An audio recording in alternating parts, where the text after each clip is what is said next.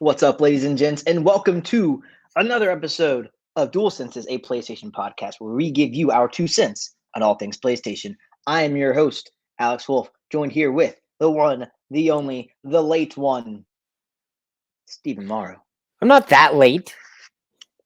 Bitch, I told the people 31 minutes at 8:29. It is 9:01. You're messing with people's lives, Stephen. Messing with their lives. Anywho, if you're a fan of the show, you can always go to www.mtfproductions.com/donate, where you can donate as little as $1 to help support our show and help our little old brand to grow. Also follow at tweet MTF. You know, get updates, content, all sorts of crazy nonsense. Yeah, that's new. That's a new thing. That's a thing. That's right. That's a new thing. We haven't done much with it, but it's out there now. So do it. Do it. We'll be better about posting things. Like right after I did that, went on vacation, so I was away for a hot second. It's been many moons since we've been live, Steve. It's been about what, 3 weeks? We missed Christmas and then New Year's and then last week. Yeah, 3 weeks, and here we are. Holiday break and then vacation. So yeah. But I'm back. You're back. We're back. Let's fucking do it. Back. I've got a lot of shit happened. Whole lot. Yeah, a lot. We tried to get as much of it together in a list as possible. I tried to keep it with like the more recent things, as well as like some of the bigger things. But we gotta hit the big shit. Yeah, big shit, Steven. Just big shit. Big shit, Steven. Big shit energy. Is that another shirt? It is now. Big shit energy. Oh, Make it so.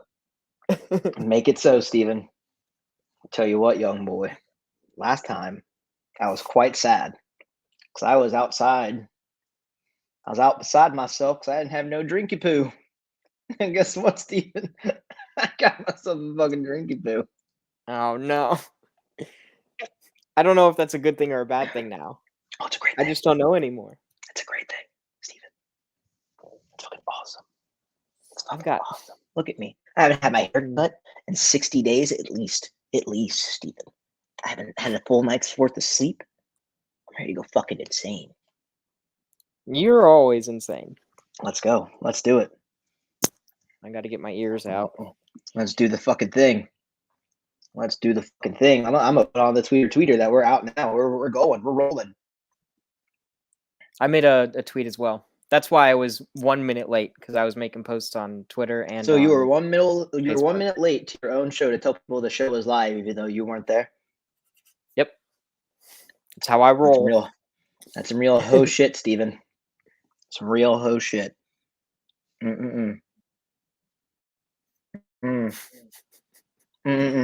At least I'm fashionably late.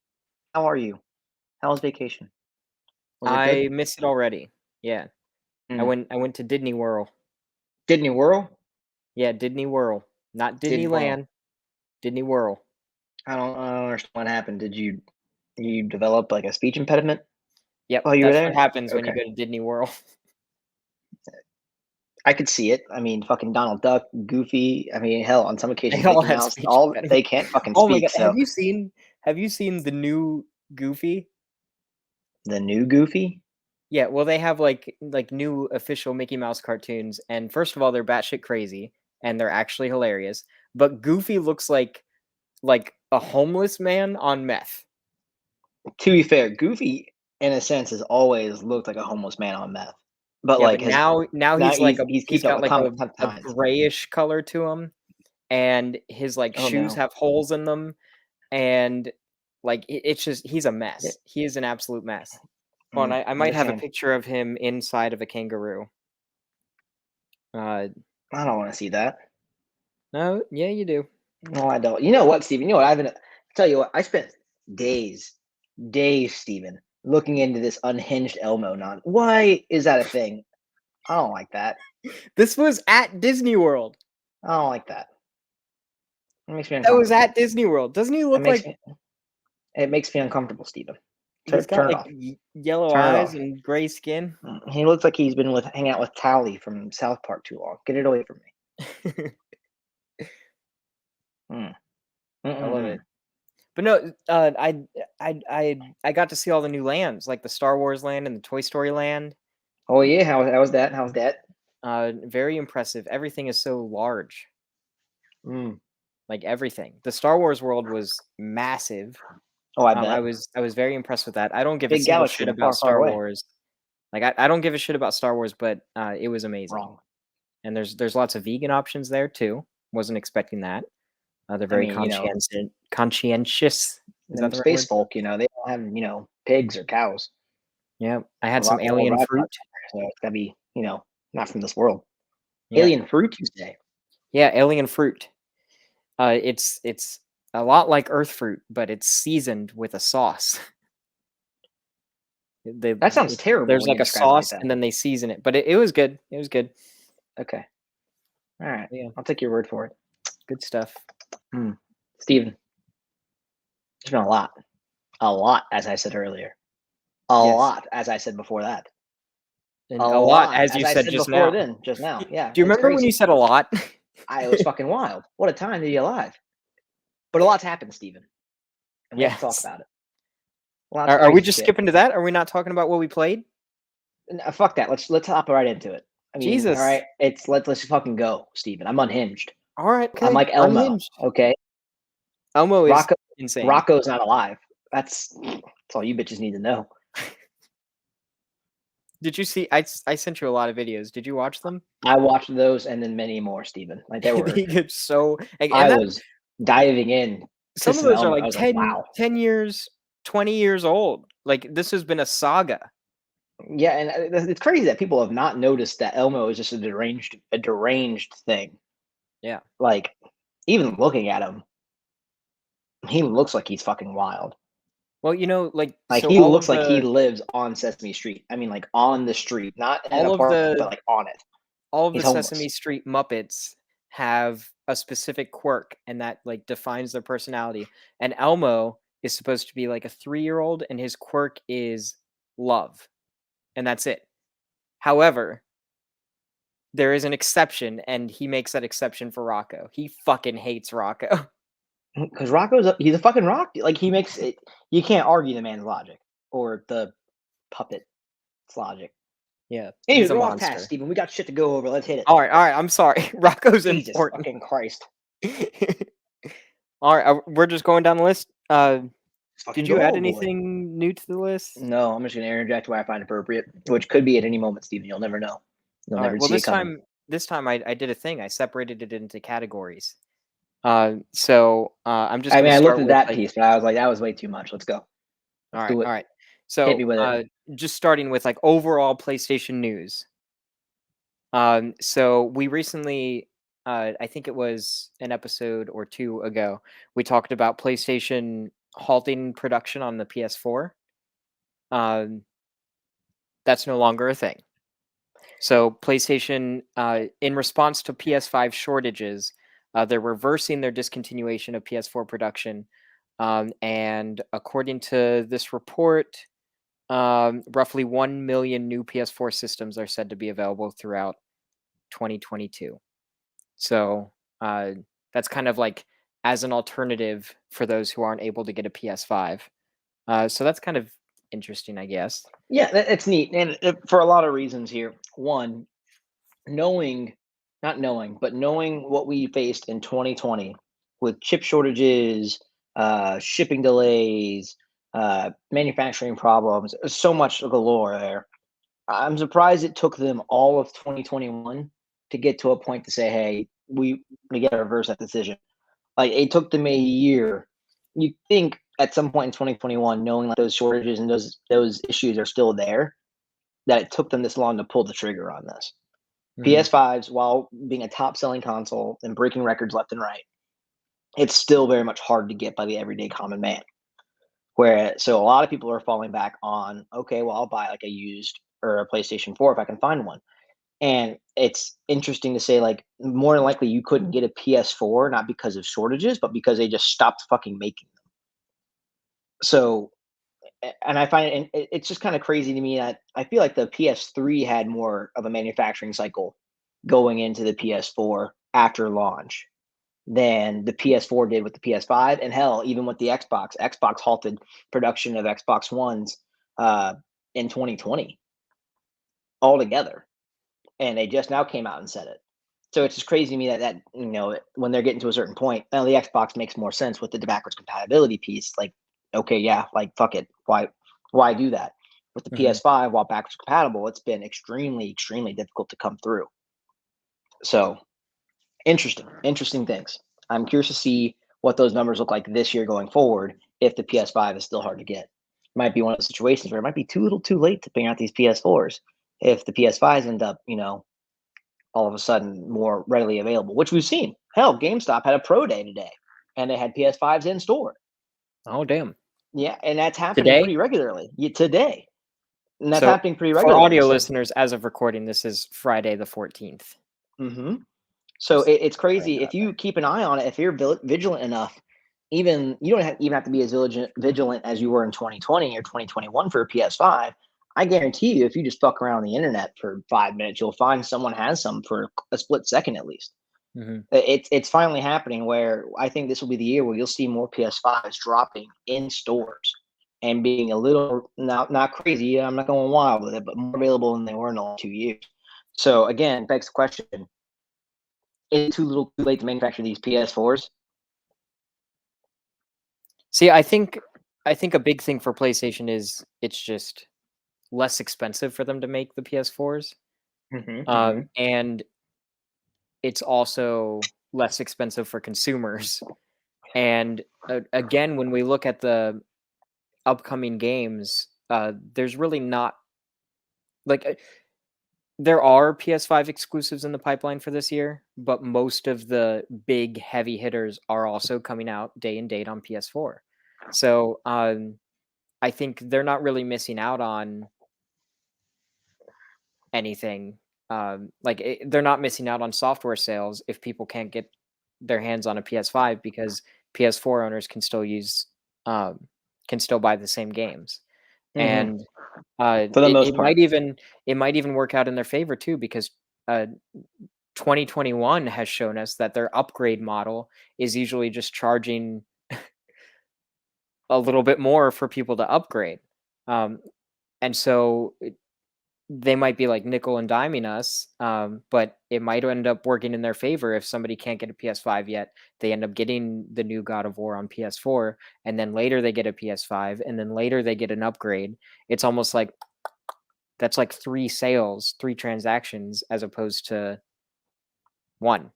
Right. And now So that PC gaming is more accessible than it ever has been, you've got people who played these PlayStation exclusives 5, 6 years ago and seeing it on PC and just knowing what a PC can do if they don't have a PS5, playing games on PC and rebuying them. Like God of War on the PC just recently launched, and it is being praised up and up and down. Like there's no qualms about it. The game's going to sell like hotcakes.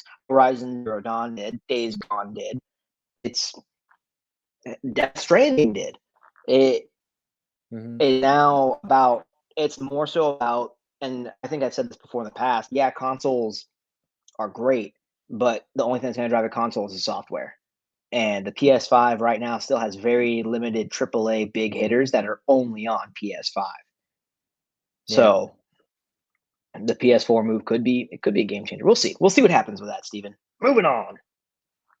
So another random little tidbit.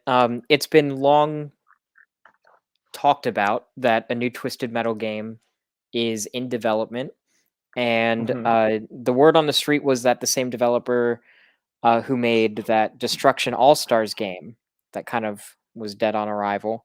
Um, uh, so they were originally the developers for this new Twisted Metal reboot, and that's Lucid Games was a developer for Destruction All Yes. Stars. However, it is now reported that development has moved on to Fire Sprite Studios, which was recently acquired by Sony. I think what was it like 2 months ago or something? Yeah, within the last 3 months or so. Yep, So what's and Fire interesting about Sprite. Sorry, what were you gonna No, say? go ahead. Go ahead. Proceed, young boy. I was just gonna say that Firesprite is the developer who worked on games like Persistence, which was relatively recently, a PlayStation Plus title, playable in both VR and non-VR. So yeah, And hold on, I recently read something about Fire Sprite the other day. Let's kick this back here. it Let's might be get in into. another one of our news items actually on later on the list. It was recently. It was a little more back into the details of.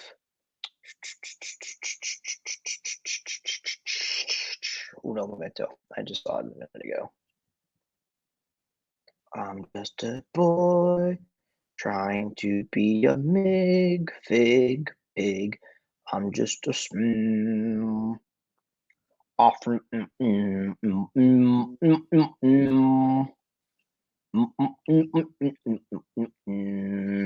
So while you're looking that up and making noises and stuff, random little thing to note. So while none of this is necessarily confirmed, um, the director for Motorstorm, Matt Southern, has moved. Like he's now living 15 minutes down the road from Firesprite, and he was recently working at Lucid Games. So the director for Motorstorm there's a high chance that he's involved in this Twisted Metal reboot, and that makes me excited because I fucking love Motorstorm. Okay, here we go. I found it, and it actually does play into that a bit. So, Oh, okay. as spotted by this coming from Video Games Chronicle, as spotted by a Reset Era user, Matt Southern, the director of various Motorstorm games, plus the original pitcher for Drive Club, has this month left his role as game director at Lucid to take on the same role at Firesprite. It's unclear if Southern was working on Lucid's Twisted Metal project or if he'll be working on the franchise at his new employer. Firesprite has multiple products in production, including another PSVR game of a sort that we'll talk about later. So yes, it is confirmed he is at Firesprite now. Oh, it is On, confirmed. Okay. Yes. Cool. But I say I know I saw some more concrete stuff on there, but All right.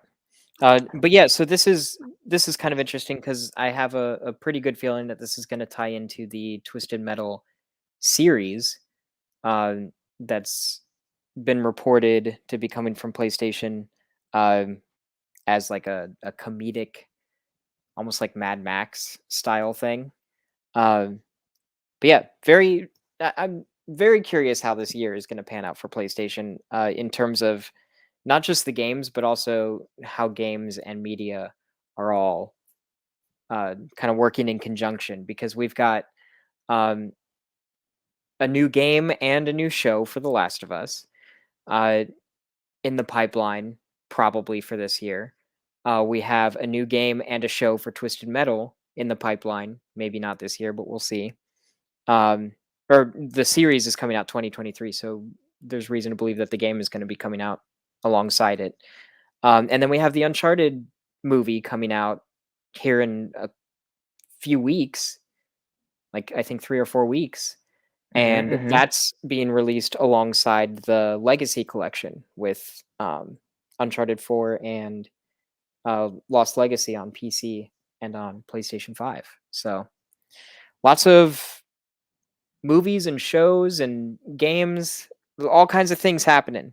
lots of moving parts. I'm curious to see how that all plays out, not only from reasons you said, but also with this recent surge of COVID-19 with the Omicron variant, if that's going to play a factor, or if these developers and publishers kind of have a more down pat hold on working remotely and getting these things out there per se. So it'll be neat. I'm excited to see what happens. Yep. So I'm going to move on to probably the biggest thing, and we're probably going to spend most of our time talking about this thing. You're goddamn right. But there's been a lot of news about Spartacus, which is the code name for PlayStation's response to hold on. You that's big news. Not wrong. But you're missing a big piece, Steven. what? We were gone. We were gone when this dropped. What? CES happened just not even 2 weeks ago, Steven. Yeah, We got no mention of PSVR2, no talks, that's later no on. discussions. What do you mean? If we're talking about no. Let's hop into it right fucking now. Hold Steven. on. Let's fucking Let's go. be honest. PSVR2 is not nearly as big as PlayStation's response to Game Pass. I beg to differ Well, because it's a confirmed thing. We know it's officially happening. yeah, but what has been the conversation this entire time for next gen? It has been Game Pass, Game Pass, Game Pass, Game Pass. That is It's been the service. one thing. Mm-hmm, mm-hmm. That is the one thing. That is the feather in Microsoft's cap. And the way that PlayStation responds to it is going to define whether or not they succeed in the service market and arguably in the entirety of this generation. Nobody cares about PlayStation VR2. I mean, I know I do. Oh, I know you Steven, do. Steven, Steven, my But boy, I Steven, mean, my boy. look at the numbers. Yeah, let's PSVR, such a let's look small at fraction of PS4. and well, okay, so let's back up. Let's back it up here. Let's back it up. All right, is Game Pass a hot ticket? Right? Yes. Is service for consoles a big thing this generation? Yes, as proven by Game Pass. Now, while Game Pass, hot ticket item, everyone loves it. Do I think that'll give Microsoft by any means a legs up over Sony with how this is going right now? No. I if it were the case, it should be a tighter conversation already. Game Pass, while great, it's the best value in gaming that is touted left and right. I love Game Pass. I own an Xbox Series S solely for Game Pass. But at the end of the day, it is not a console seller overall. If that were the case, You the just said you Xbox bought an Xbox. I did. I said overall. I'm saying I did. But Okay, overall, all though, right, the okay. everyday common man, if I were to walk up and say, "Hey, will you buy an Xbox because of Game Pass?" Probably not. I personally, I don't think we get a lot of yeses compared to the nos on that one.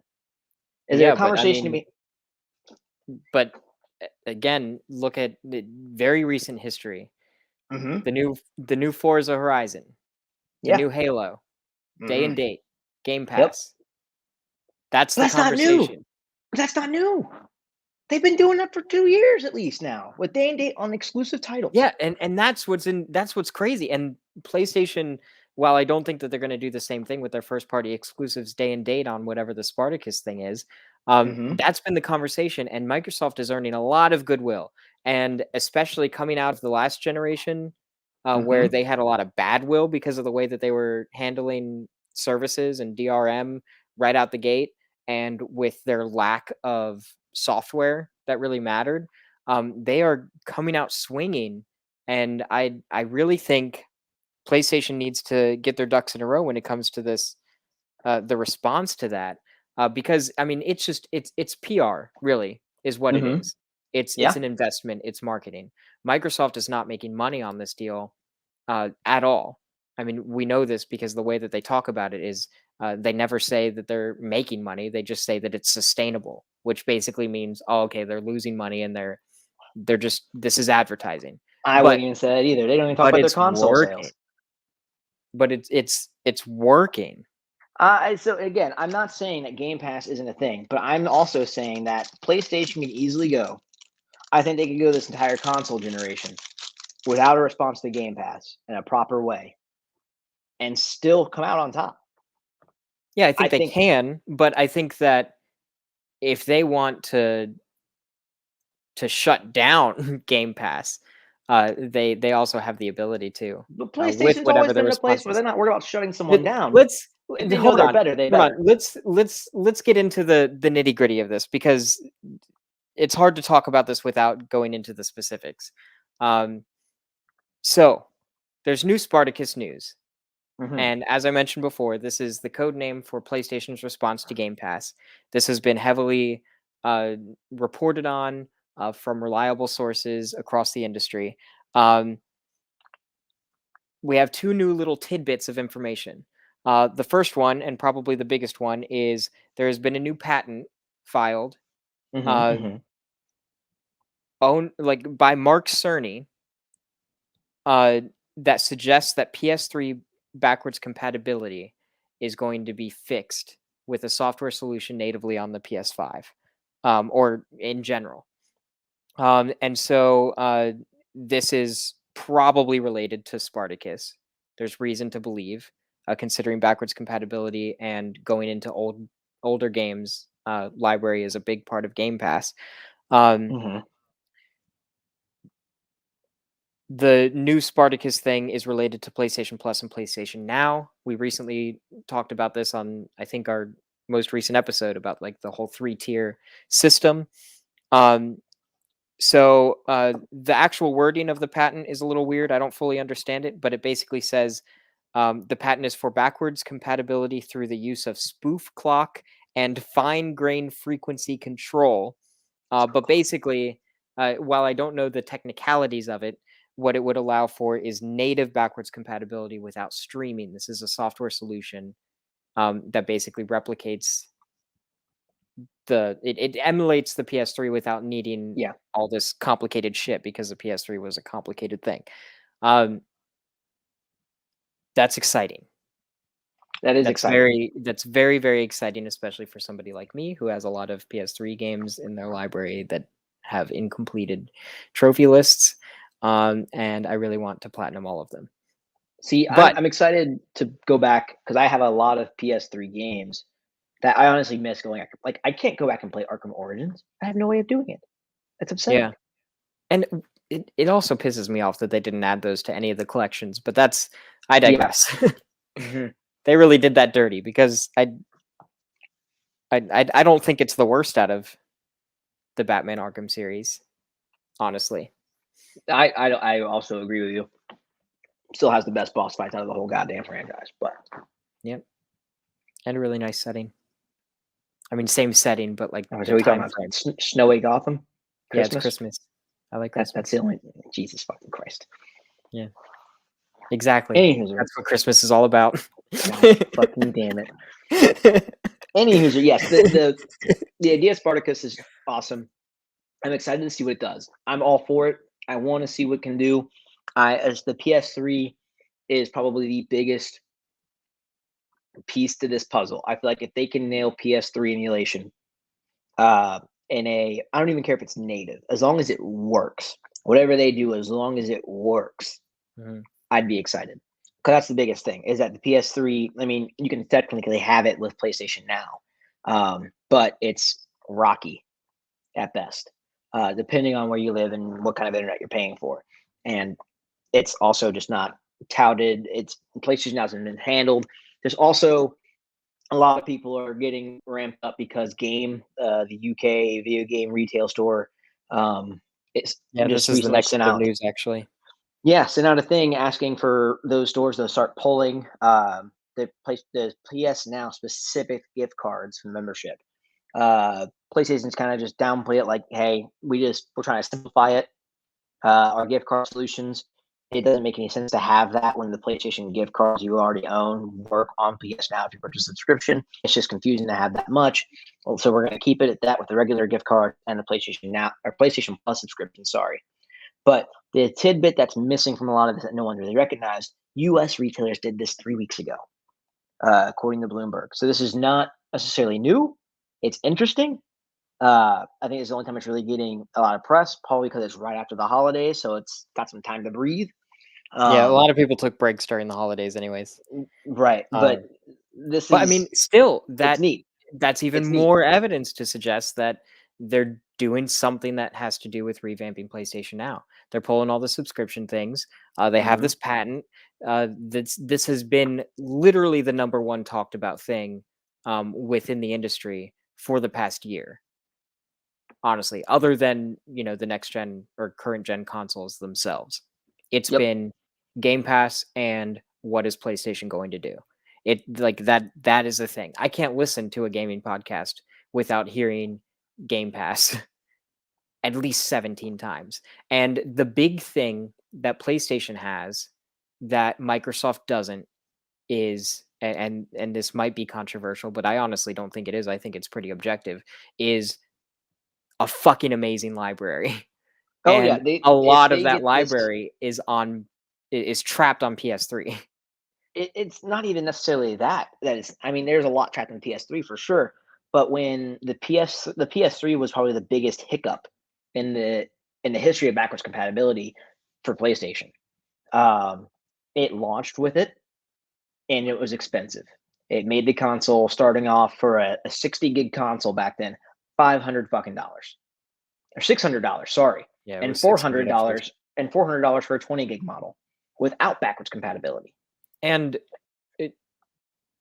I think backwards compatibility was a factor, but I don't think that was the major contributing factor to the price of that console. That was It an wasn't the expensive main. system. Well, no. So I mean, even Period. then, so we say that, but the biggest price drop that happened with the PS3 was with the 80 gig model when they removed backwards compatibility. It dropped to $400. Yeah, but I also think that had a lot to do with Blu-ray. That is true. There was a lot in there. Essentially, how it was described back then, if I remember correctly, reading this like an old Game Informer or something, is that the problem with the PS3's backward compatibility for PS2 was essentially they had to take what made the PS3 a PS3 and form it around what made a PS2 a PS2 to emulate these things. That you were building two consoles in one. So it was big, it was expensive, and then as we saw the evolution, I don't think we ever could have had a slim model PS3 if it weren't for removing backwards compatibility. But anyway, I digress. My point being is that the PS2 to this day is one of the best selling consoles of all time. It established a lot of the legacy franchises that PlayStation has, more so than any other console they've put out. And we still see those consoles touted today with Ratchet and Clank, God of War, hell, even Sly Cooper and Jack and Daxter are still talked about to this day. By taking backwards compatibility out of the PS3, it halted that. The question then became, what do we do? Then we started seeing that PlayStation Classics on the PS4, you had to purchase them on the PlayStation Store. They came back, but you had to buy them again. You couldn't just pop the fucking disc in. Mm-hmm. We are now at a spot, a very delicate spot, where there's a chance that the floodgates will open for not just the PS3, but the PS2, the PS1. Hell, I think they even mentioned the PSP of running on a console and full backwards compatibility. The PlayStation library is more expensive than anyone else is out there besides Nintendo. Point blank, period. If this opens up, Xbox Game Pass will still exist. It'll still be a great value, but they will have the toughest competition they've ever faced in this with this happening. As if the pricing is right. Yep. And I think having the 3-tiered system is going to help with that too. Yes. But again, that's not necessarily officially confirmed, but we have reason to believe that that's what's happening. Speaking of the PSP games, the thing that excites me the most, and this is again Stephen pie in the sky kind of situation, but I believe it's going to happen. I believe this, and that's because I want to manifest this into reality. But so this patent is talking about backwards compatibility and the process for that. They've had other patents involving like PSP and emulating that and things like that. They've also had other patents that involve retroactively adding trophies. Oh, Jesus fucking Christ. And I want two things. I want PSP games with trophies. I want a Platinum Daxter. That's what I want to do. And this is kind of dumb, but I want Heavenly Sword to have a platinum. That is very dumb. I want it. Why? Because I think it'd be a satisfying platinum. It's a nice, relatively short game. I want an excuse to go back and listen to King Bohan's monologues. I love that Andy Serkis. Do you remember some of the intricate fucking shit of collectibles that game had? Yeah, but it was nice and it was doable. Yeah, it was. But did you go back and collect everything in that game? No, because there weren't trophies. I don't. Because I remember specifically about that game. A lot of those collectibles were obnoxious as fuck trying to hit. Because it was all to do with combos and stuff like that. Like you had to get. Yeah, but even then, some of the gameplay. Well, I loved that game. trying to nail that in some of those levels, especially like where you play this Kai with shooting that arrow with that stupid fucking 6-axis technology. Ridiculous. It would ruin Yeah, the but whole goddamn you'll thing. be able to play that with the DualSense. That does not make me feel any better. The The game itself motion will still tracking is handle going to like be a butt. little bit better. The game will still handle like butt. Well, either way, I'm excited. I want a Platinum Heavenly Sword. I want a Platinum Daxter. And I'm hoping that this combination of patents and backwards compatibility and Spartacus, whatever, I'll pay $100 a year for this whole package. Tier 3. I am ready. I am ready. I'd be comfortable $100 for the whole package. I think that would be the highest I'd go. Do I think they need to price it that high? Fuck no. God no. Because with the amount of PS2 classics on the PlayStation Store you can buy, and PS1 classics you can still buy. If I It's can for those, natively download all of these, though, and I PS3, get that, PSP, PS2, PS1, boom, I'm done. but If at I the can play same time, Jumping Flash with trophies, it's just I feel it's kind of sorry. it's just rough on the people. I love that I robot think bunny. there will be a small backlash. I don't think it'll be a big uproar by any means. The people that were burned by the lack of backwards compatibility, but instead, like, you know what, it's fine. I'll go out and shell the money and buy these emulated versions digitally, only to be told, by the way, here you go. I'd be a bit upset for a little bit. Like, man, really, I spent countless dollars trying to rebuild that collection because it was the only way I could play those games. Yeah, but I mean, there's Only not a lot in terms of PS2. There's not a lot that's there's not, available. but that's what I'm saying. I think You're there's not like gonna see a big 15. outlash. Like, you're not gonna see a big outlash by any means, but you're gonna see a small little outcry in a little pocket in the corner. You know, that kid in the back of the room who normally doesn't talk at all because he's antisocial, but he sees that one little thing that's gonna piss him off, and he's like, "I'm gonna stand up for what I believe in." That's gonna be him Okay, I thought this was or gonna her. get real dark. They. I'm sorry. The kid in the back of the room, Very. something just triggers him. He goes on some kind of fucking bloody rampage. Ugh. Sorry, I've I been like staying in the back of traumatized. the room. The past Jesus. 3 years have been scary. You haven't been in school. Never mind. Any hooser.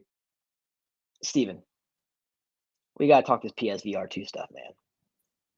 Yeah, And okay. so here's the thing. I know you don't want to talk about it, but I think once you hear It's this, not that I don't wanna talk about it, it's just that I don't think it's as big as, like, I think you and I care about it, yes, mhm, but and I PSVR was cool. It didn't light the world on fire. I think PSVR2 is gonna need to be really fucking amazing in order to light the world on fire. so this is And where I kick in. I know, So yeah, yeah. All right, go ahead and let's drop the listen to this. news. Let's Drop listen the to this. news. Because Here we here's the go. deal, ladies and gentlemen. I want you to understand. I did not give a flying fuck about the PSVR. I didn't. Quite period at all. I played one game on that goddamn thing and it was Beat Saber, and that was it. All right. My fiance played it so long it hurt her shoulder, but she got the platinum trophy in it. She That's could have it. died.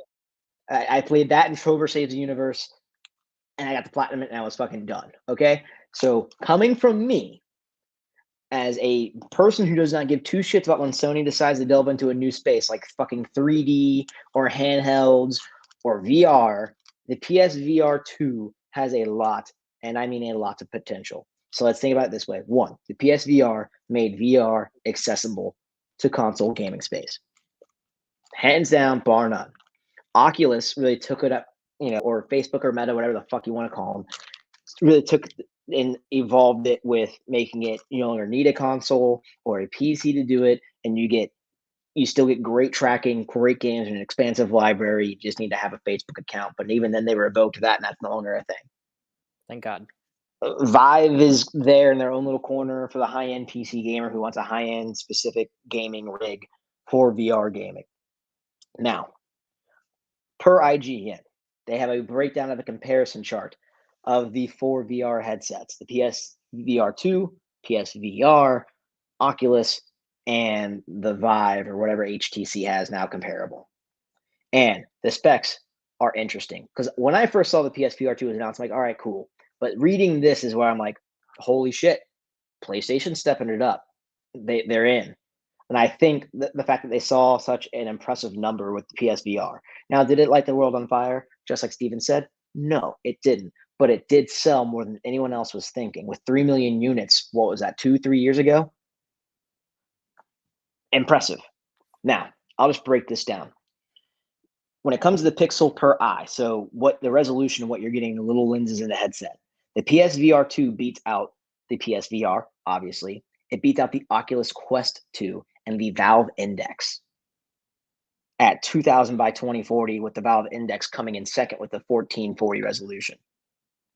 It's still using an OLED lenses, which the only VR headset out there to do OLED was the PSVR. It still has a screen refresh rate of 120 hertz. Tracking is extremely, extremely crazy because it's using inside-out tracking. So it's the same thing you have in the Oculus Quest 2, which is touted as having one of the best tracking out there, especially for the lack of not having a camera or anything attached to it. Yeah, no camera, and I don't think it even needs sensors sticking to walls. You just slap it on and go. You put it on and go. Eye tracking is only in the PSVR2. Yeah, That's nothing else. The field of view, second place again against the Valve Index with 110 degrees. Audio's got a headphone jack. It's still corded, but they've already talked about how simple the hookup will be. one cord. One cord into the PS5.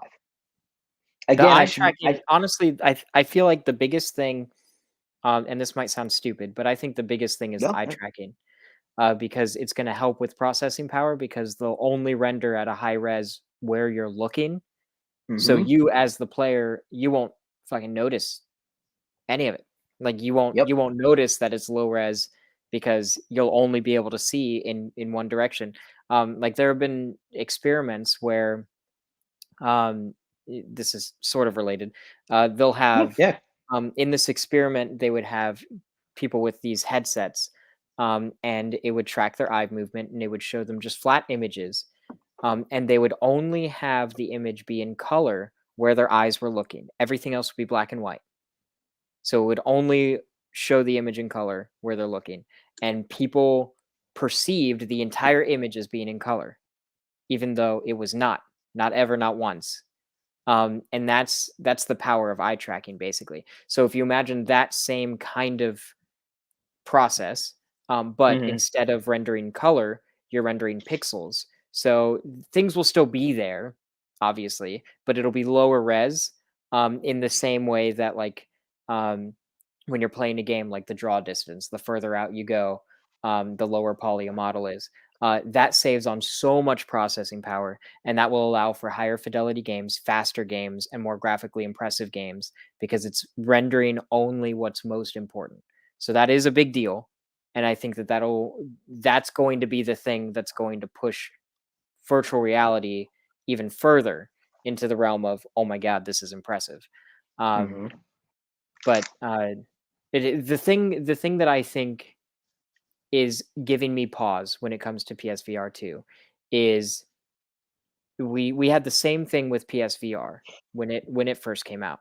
It was impressive for a month or like for a handful of months, and then everyone else came out with better headsets and more affordable headsets. Even Oculus Quest was more affordable and better because it didn't have all the wires and shit, and the tracking was still I think tracking was even better than PSVR at the time.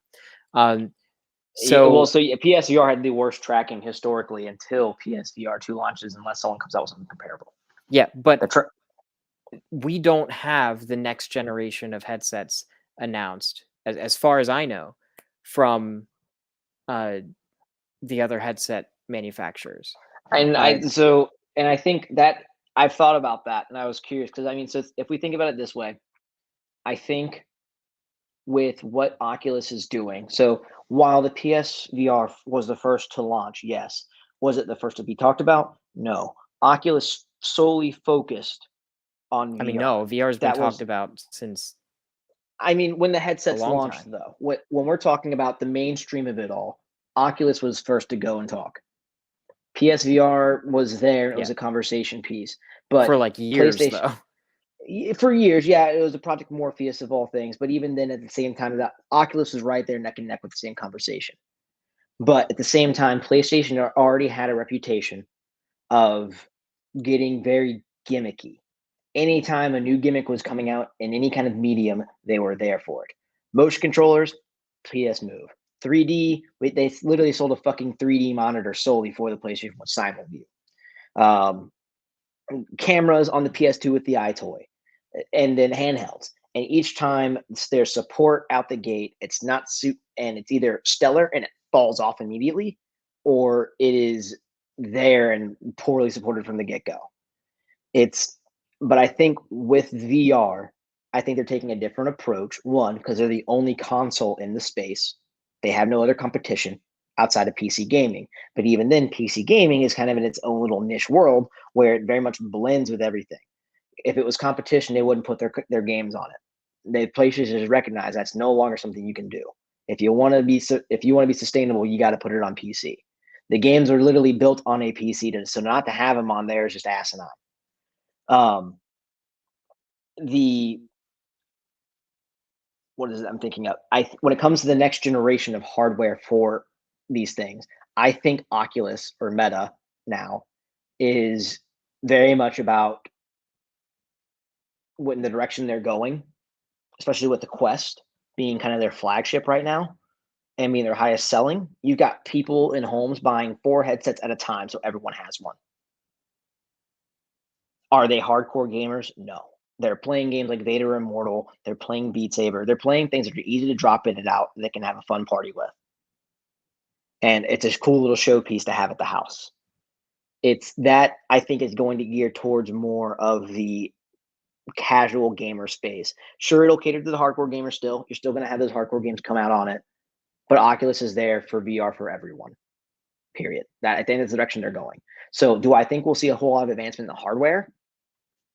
Maybe not as frequently as you think. And if we do, it won't be for a hot minute because they just put out the Oculus 2 not even a year or two ago. And then upgraded the storage space and dropped the price on the previous model. I think it's going to be a hot minute. And if it were the case, we would have seen it at CES, in all honesty. It would have been at least mentioned. Yeah, but Same even thing with the Quest 2, yeah, that was a year or two ago, but a year or two before that was the first Quest. and you're These not are wrong. iterative things. But even then, so there's an iteration, yes, but I think we're going to see the slowdown on that because they don't, especially the Quest, it can only go so far for a hot while, and it's selling like hotcakes. So I think they're going to stretch that out much like the PS4 was kind of stretched out because it was selling very well. I don't think we're going to see a new Quest or Oculus Meta headset for a while. I think it's going to be a moment. I'd give it another 2 years before we I see think anything similar. the big thing for me is I was really big into PlayStation VR, especially the first year that it was out, and you know this. Mm-hmm. I was kind of obsessed with it, and I would show it off to everybody. I was trying to talk you into getting one. Um, it, I loved it, but very quickly, I fell off of it, mostly because it was kind of a hassle.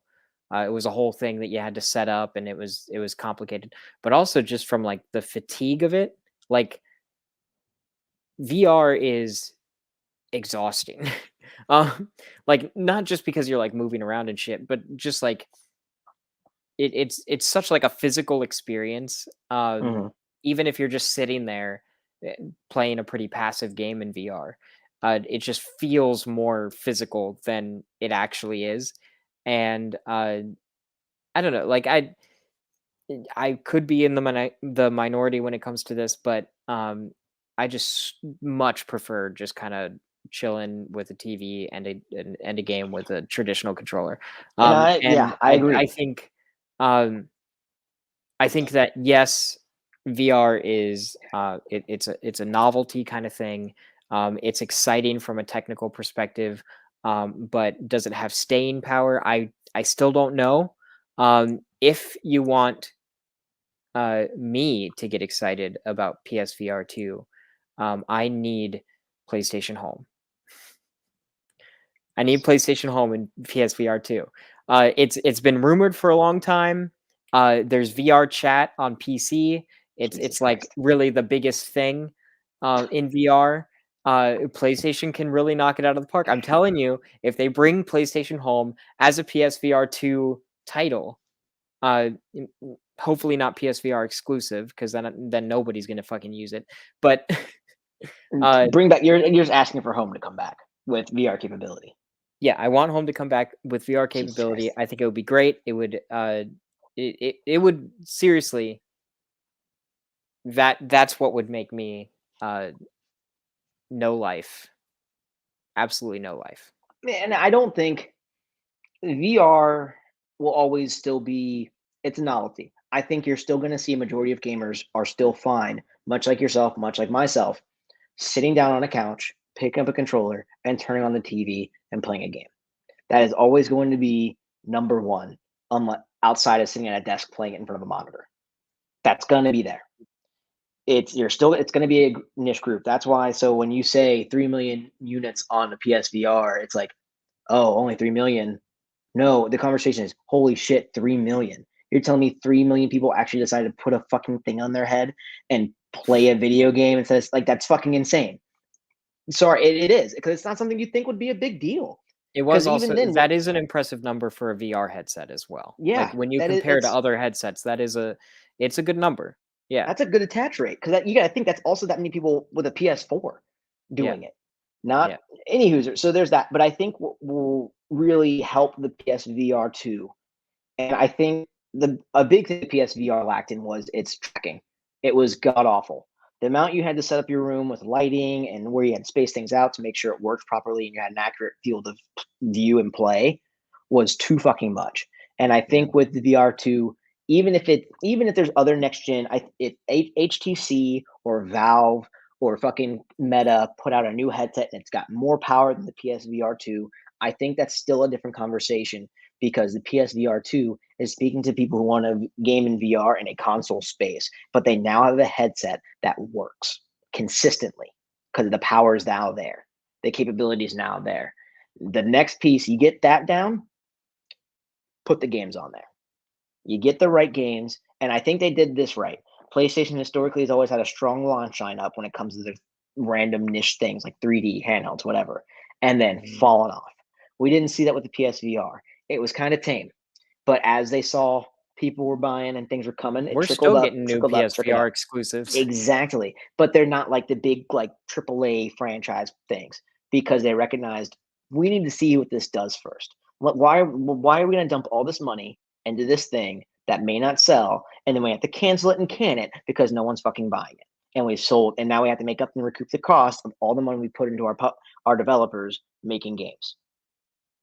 Now that the PSVR has a proven track record of selling pretty well, you've now got PSVR2.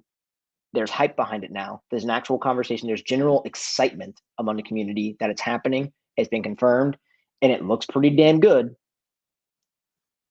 This is where you come out the gate. This is where you get games like fucking Horizon coming from That's what I was Fire waiting for. Sprite That's what I was on the waiting for. fucking PSVR2. Yep. They put games out like that out now. One, So because they know it's going to work.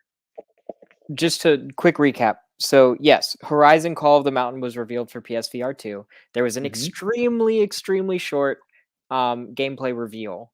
And I use the term gameplay lightly. They were like riding on a thing and you look around Yeah. and then that's it. So it didn't show any combat or anything like that. This is obviously still in development. Probably PSVR 2 launch window title. But the fact that they're taking one of their biggest IP and creating a game from the ground up specifically for PSVR 2, that's exciting. I wonder though, is this going to be the right route to take? Like as much as I am excited about Horizon game in VR, like that excites me. Is VR the right space for something like that? Like we saw them try to bring AAA experiences with very big IP to a more casual space with the PlayStation Vita, and that thing didn't do gangbusters. It lit the industry on fire as like an amazing technical showcase, as something that got people excited. It really resonated with gamers like me and you. But was it a success? Eh. I get what you mean, and And I with think VR, I feel like the thing that makes VR shine is it's the social experiences. It's things like the VR chat. It's things like the party games that people play and they talk about, like Beat Saber and things like that. Um, and I know I'm probably beating a dead horse, but I think that the the trump card that they can have up their sleeve is something like PlayStation Home on VR. They need like a VR chat experience that's going to bring this community essence to mhm.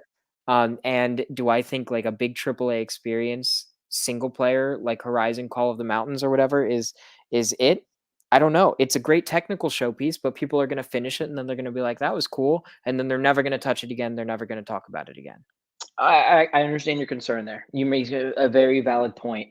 Because again, a lot of my unenthusiasm behind VR came due to a lot of the games at launch when that people touted about were, in my opinion, glorified fucking tech demos. It's cool, it's in VR.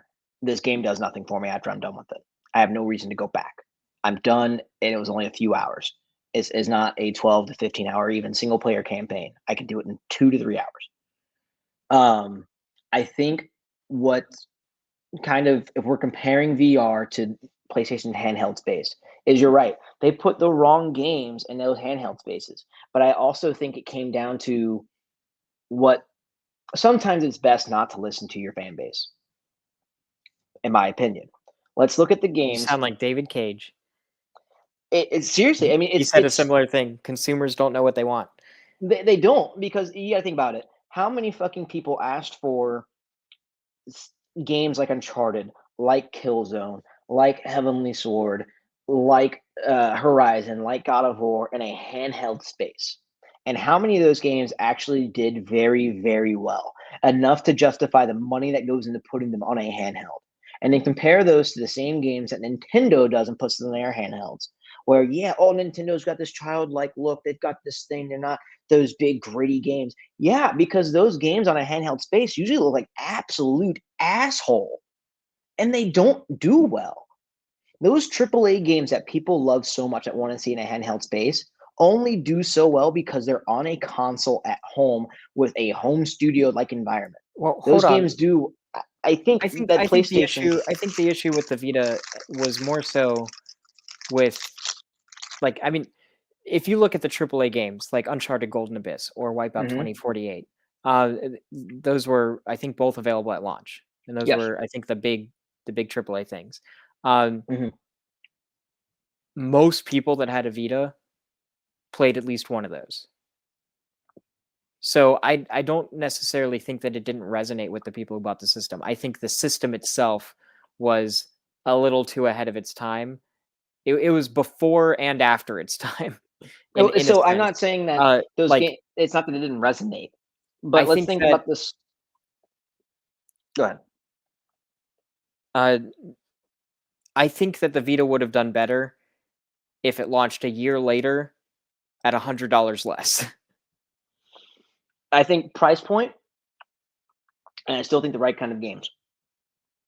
The Vita, it's probably its biggest contributor now that people love that came later are games like RPGs, platforms, indie games. Those games are what's keeping the Switch in the hardcore space on top of Nintendo's obvious first party games. It's it's crazy to me, and I keep thinking about this. It is funny as fuck that people now are losing their minds over a $350 console that already exists, but now has an OLED screen and are bitching about.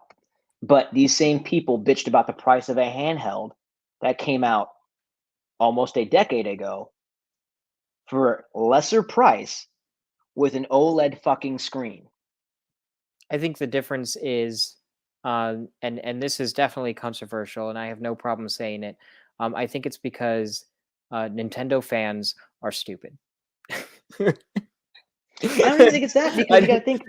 I don't actually mean that. I don't actually mean that. I think Nintendo fans are a certain breed of like extreme loyalty. Yeah. Like they obsess over and Nintendo knows this.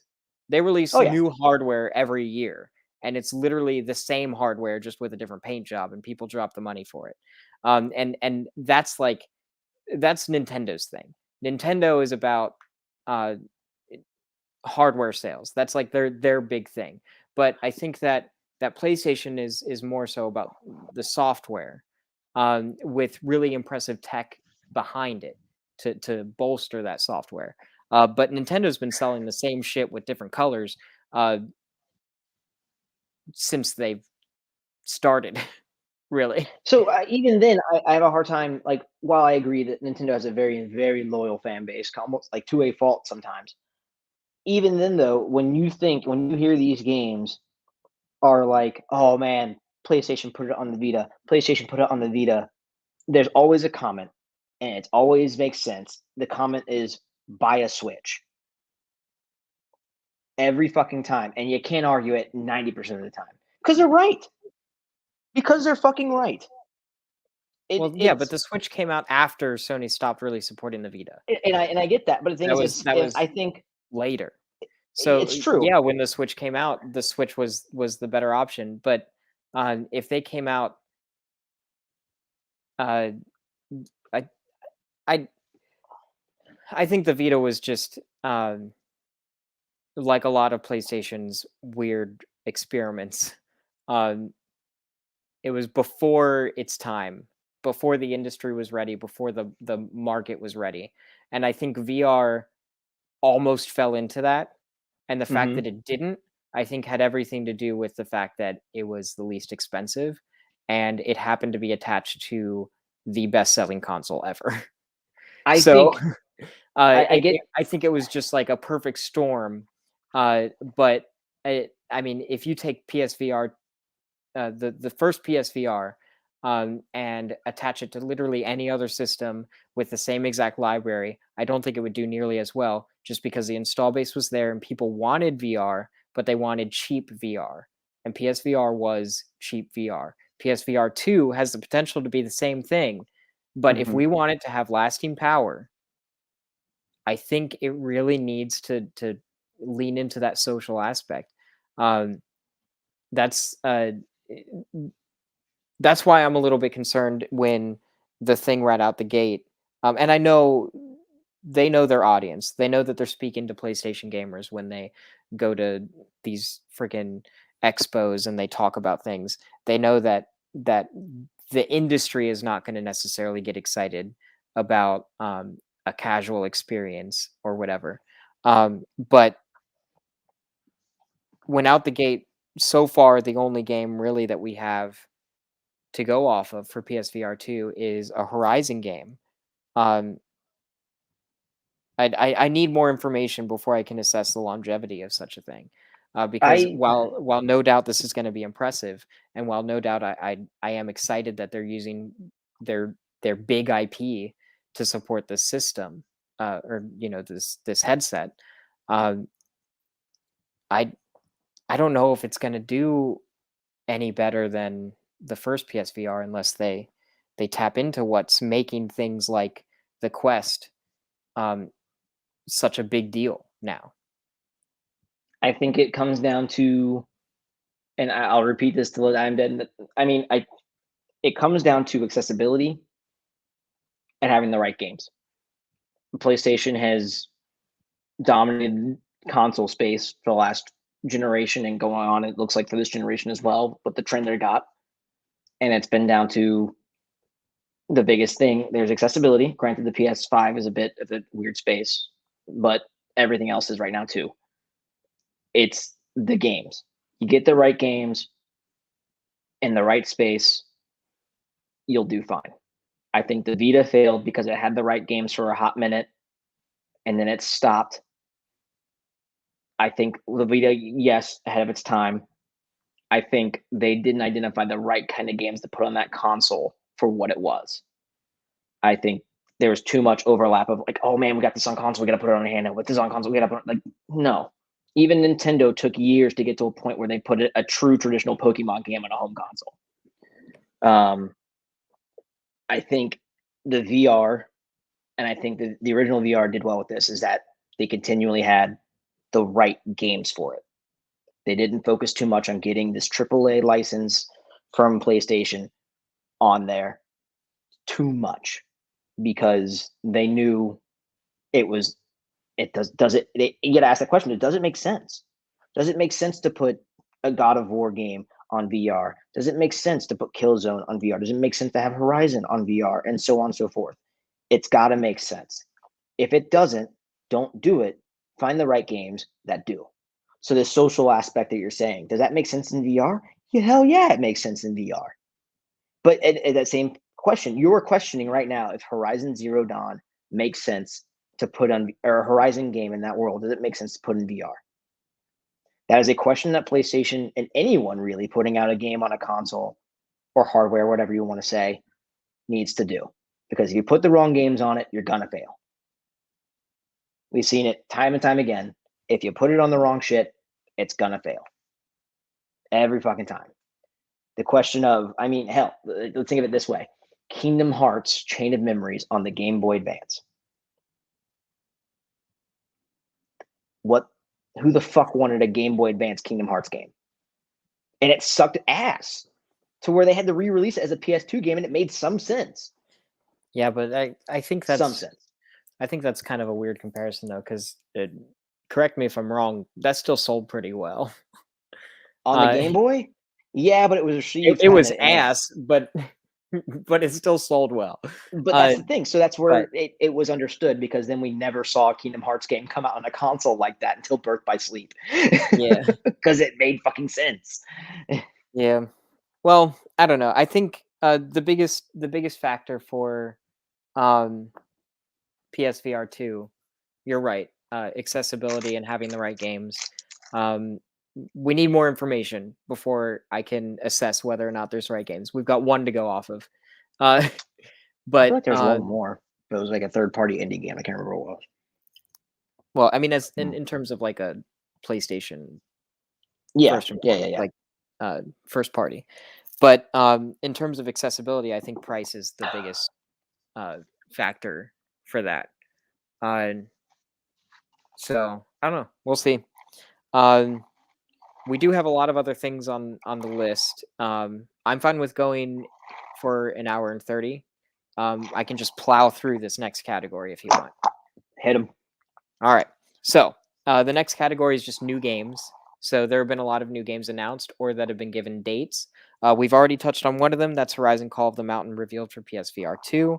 No release date because we don't know when everything releases for that. But real fast, and these are just like some of the recent ones from the past handful of days. So Hitman Trilogy was announced for PS4 and PS5. It's actually releasing very soon. Mm-hmm. Hold on, I can't remember the date. I just had it. January 20th. Yeah, so that's like very, very soon. So that's cool. Was that next Wednesday? Next Thursday? Yeah, That is very soon. in a week, basically. But yeah, and this also coincides with the Hitman 3 Year 2 announcements. There's some new modes and stuff like that.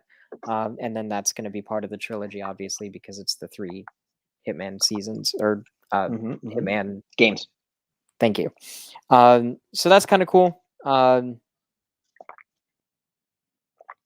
Interesting, actually, because Hitman has some VR history too, because they added the VR mode.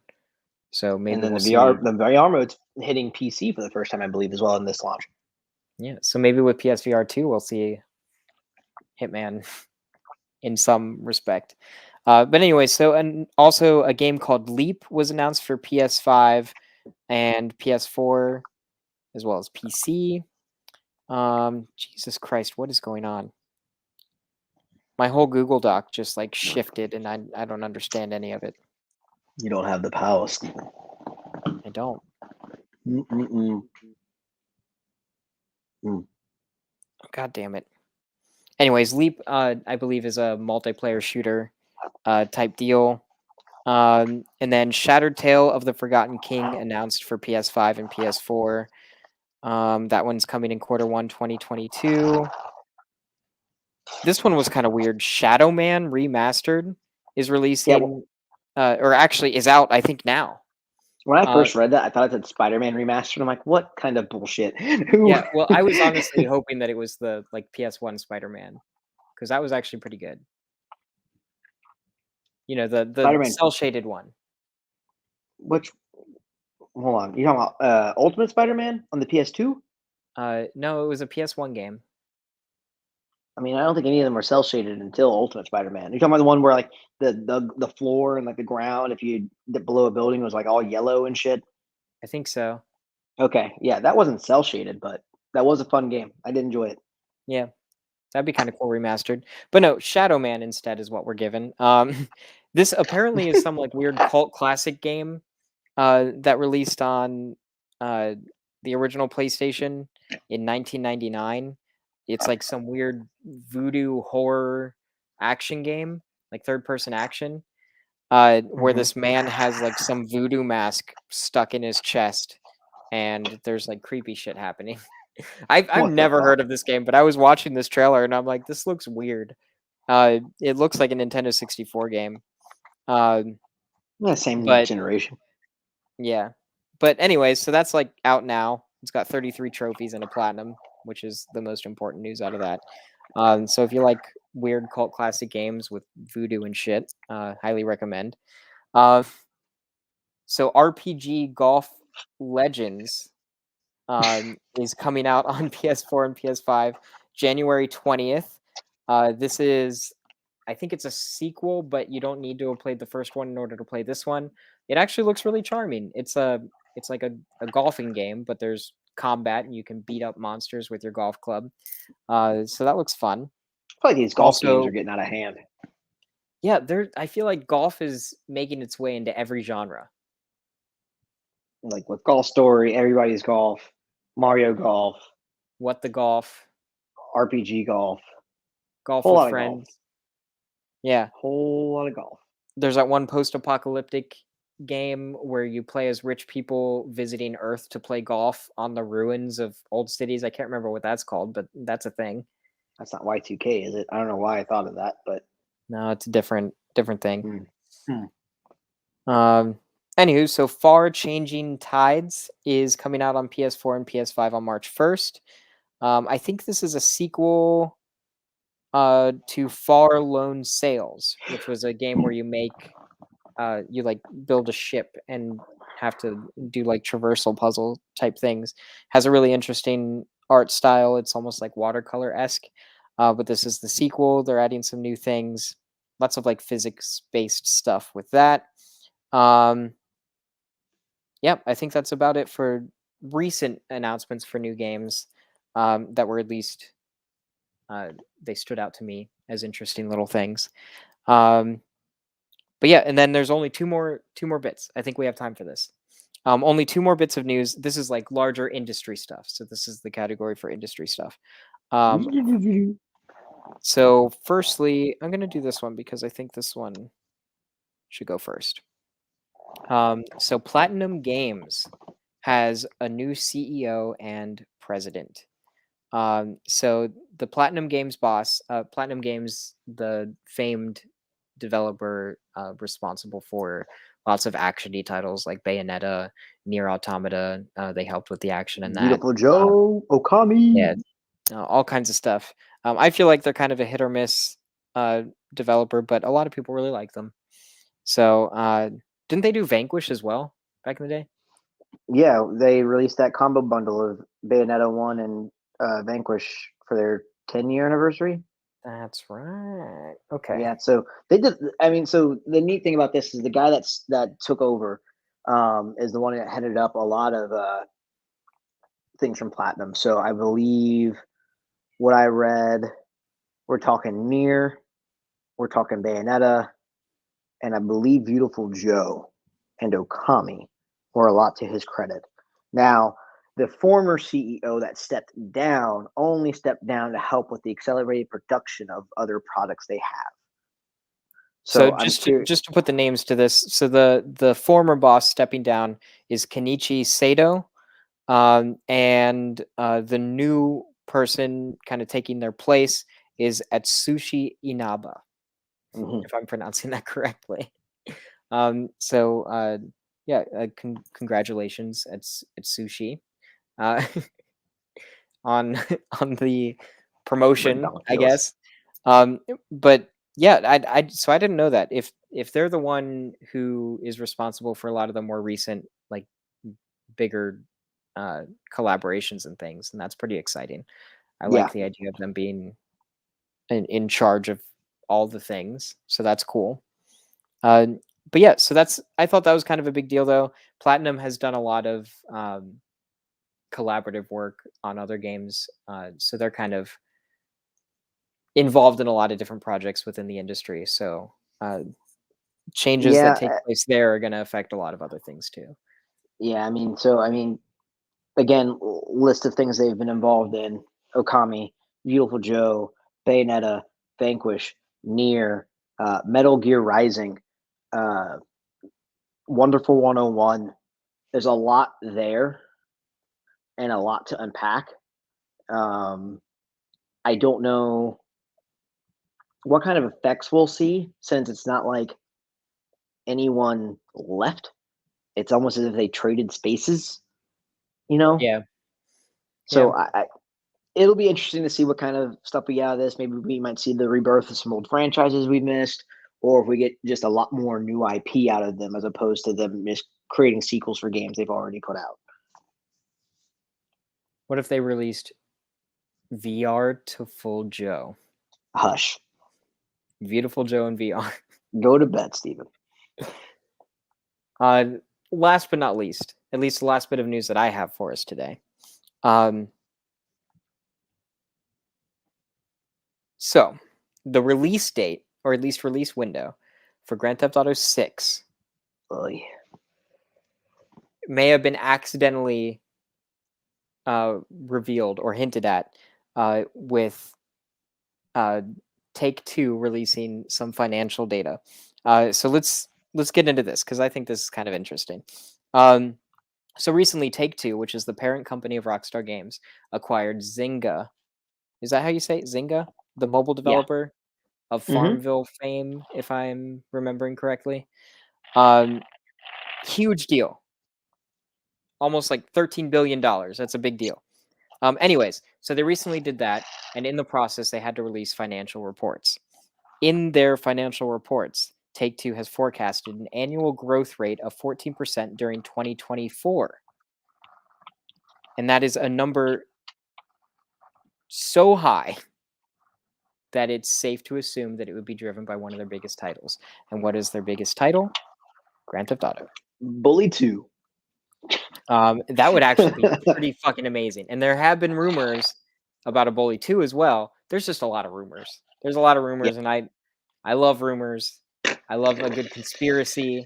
I love all that shit. I like digging into all that stuff. I like getting hopes up and then being disappointed, and then dealing with my feelings by playing video games. But anyways, so in this article, I have this pulled up on PlayStation Trophies, but I think they got it from somewhere else. Most of their stuff comes from somewhere else. In all honesty. I just pulled it up because it was just readily available on my thing. But Axios and VGC.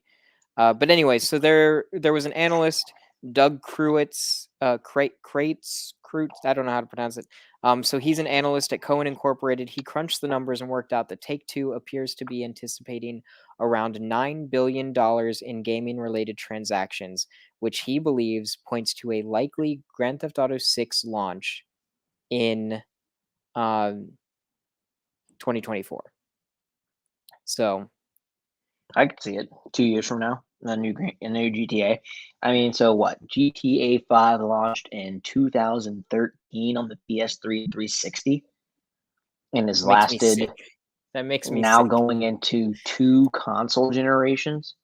Do you think that Grand Theft Auto 6 is effectively a look at what the PlayStation 7 will be like by that logic? In a sense, I mean, so GTA is all these games have grown with each edition. So I don't know if it's a I would say it's an even look because there's always I mean, the big thing that was touted about with GTA 5 when it came to PS4 and Xbox One was the first person mode. And then just the updated resolutions and textures. The game just got more pretty. And it was the same thing when it hit PS5. The game just got more pretty. So I don't know if I'd say it's a prediction into the future of what we look at because it's just going to get, if they rehash GTA 6 like they did 5 so many times, it's just going to be a prettier version. I don't think we'll see any massive improvement outside of what the Yeah. console can already do. Well, what I wonder is, I wonder if development is going to be not as long for Grand Theft Auto 6 just by the nature of what the game has been teased to be, which is like an ever evolving open world map, like something similar to Fortnite. And I know that's a weird comparison, but Fortnite is like a map that constantly changes and evolves and is updated. And Rockstar has kind of hinted that that's what they're thinking of doing with Grand Theft Auto 6, just, in a Grand Theft Auto setting. So I wonder if that means that they'll be able to pump out the game faster, basically just have like the framework and then release content gradually on like a monthly basis or something. But I don't know. I think Yeah. 2024. I mean, this game has to have been in development for a long time, but maybe not because we had Red Dead Redemption 2, which that was a very large undertaking. I mean, I know Rockstar's a massive company with a lot of resources, but still. Yeah, I mean, you've got they spread themselves pretty thin. I think it's a big team, but that big team is usually doing a lot of work. So even while Rockstar, or not Rockstar, even while Red Dead 2 was coming, there was focus on Red Dead Online, which is floundering to say the least. But there's GTA 5 and every iteration it's had, but the continuous massive support that GTA Online gets, that's a big undertaking just with new episodes. I mean, hell, even their newest thing ties directly into the campaign of the game. It's the first DLC expansion they've had, or online expansion to do that. And put that in perspective 2013, 2022, we get the first bit of actual campaign connecting online multiplayer content for GTA 5. That's 2 console generations. Can you imagine having Almost to a whole develop something goddamn decade. that works for 3 console generations? Like, they have to make something that works on such old hardware. They're being held back. I'm excited for Grand Theft Auto 6 just so I can stop hearing about GTA 5. I think the GTAs continually become a technical marvel as to what they do because there's always a vast improvement over the previous iteration. I think 5 really hit a benchmark with what it could do because I think they hit what the consoles they launched on could do right out the gate. There was no room for improvement until new hardware came in, and even then, it was very much just visual fidelity. Yeah, I mean, they couldn't fundamentally change the game because then they would be alienating the last You can't. generation and then the last generation. You can't do too So much. Whereas now, I think with 6, we'll get something that pushes this current if it comes out on this generation, it'll push what the PS5 and the Xbox Series X can do to its limits to where we may not see another game like it, and it'll follow suit of GTA 5, where it's just going to keep getting upscaled a bit. And that could also just be the fact of that formula works. You have a game again that's lasted almost 10 years and still consistently is within the top 10 sales on both consoles and PC every month. yeah, makes me If it sick. ain't broke, don't fix it. Please fix it, please. It's broke. Oh, what the fuck? Oh no! What? Oh, the brick wall's back. It's not even green; it's blue. Weird. Oh, is blue screen on? What is going on with the settings for this? Well, it was green screen. I turned it back on, but I guess this is picking up Oh, enough green and the blue to register as green.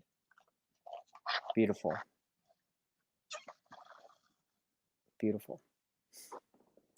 All right, I think that wraps up pretty much all of the news and stuff. Is there anything else that you wanted to add, Alex? At an hour and a half? Fuck no. You act like that's a long time. This is a decent length. I listened to an episode of a podcast that was like 5 hours long. That's insane. It is insane. That is too much. They're insane people. Not even the local news is that long. Yeah, well, they have a lot more followers than we do. We'll get there. We'll get to the 5-hour podcast. The fuck we will. Well, The fuck we will.